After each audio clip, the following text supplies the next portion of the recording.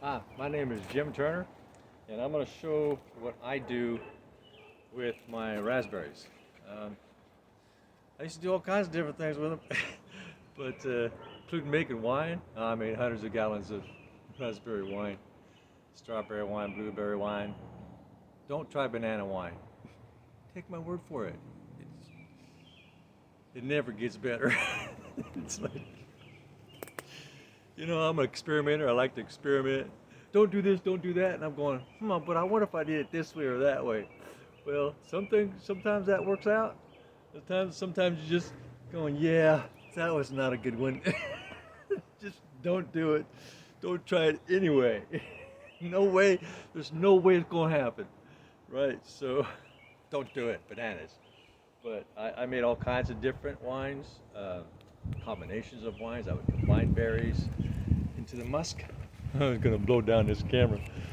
And so, um, yeah, just I made thousands of gallons over the few years. Well, I don't know, 5, 6 years. But yeah, but I stopped making wine because I stopped drinking. No more alcohol. Not good for me anyway. Some people they could be fine with that, but from someone like me, because of my epidemiology, not a good idea.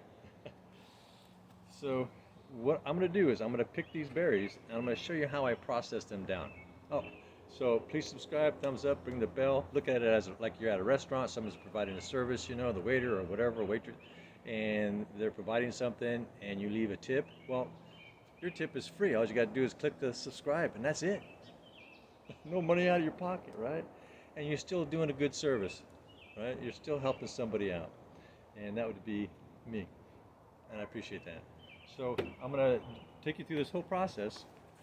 I'm gonna pick these berries. These are raspberries. These are just standard red raspberries.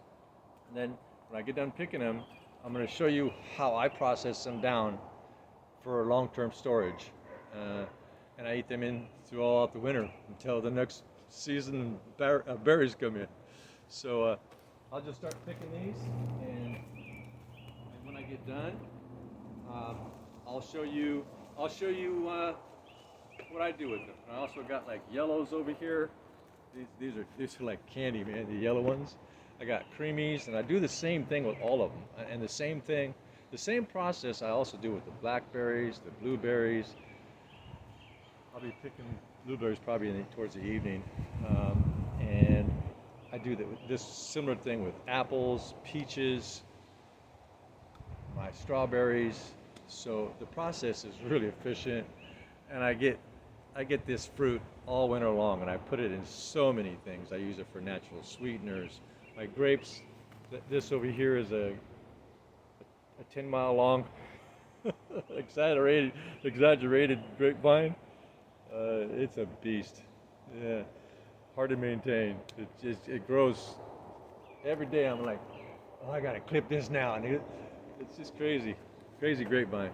And it's only one plant wants to take over my property.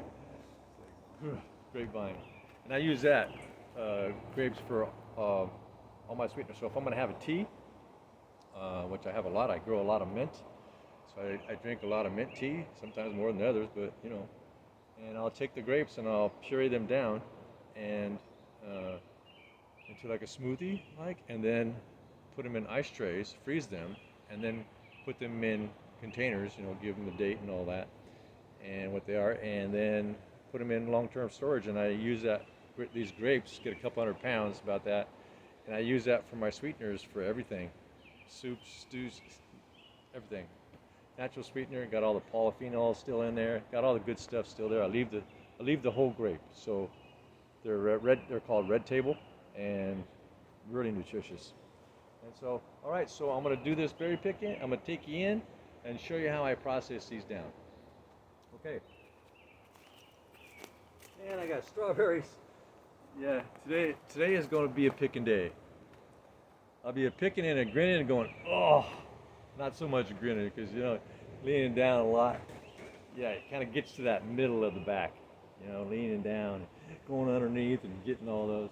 All right, I'll see you inside.